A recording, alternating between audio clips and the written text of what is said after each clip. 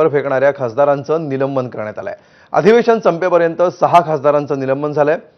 माणिकम टॅगोर, राजा Warring, Gurjeet Aujla, heavy Eden, किरण रेड्डी आणि वेंकटरमण यांच्यावर कारवाई झाली आहे। भारत चीन चर्चेदरम्यान गोंधळ घालत विरोधी खासदार आक्रमक झाले होते।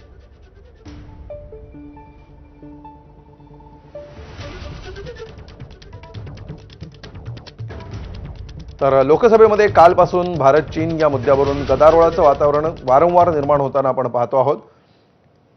आणि यानंतर लोकसभेमध्ये अध्यक्षांच्या दिशेने कागदाचे तुकडे भिरकावणाऱ्या 6 खासदारांचं अखेर निलंबन करण्यात आलेलं आहे। आणि दुसऱ्या दिवशी देखील गोंधळाची ही परंपरा कायम असल्याचं बघायला मिळतंय।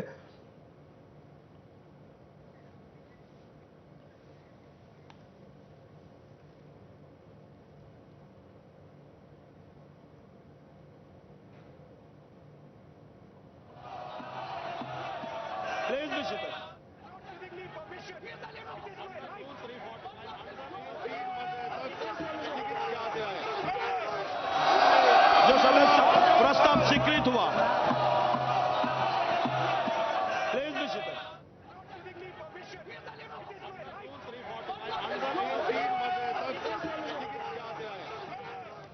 यानंतर आणखी एक महत्त्वाची अपडेट येते आहे। प्रफुल्ल पटेल यांनी आज नरेंद्र मोदी आणि अमित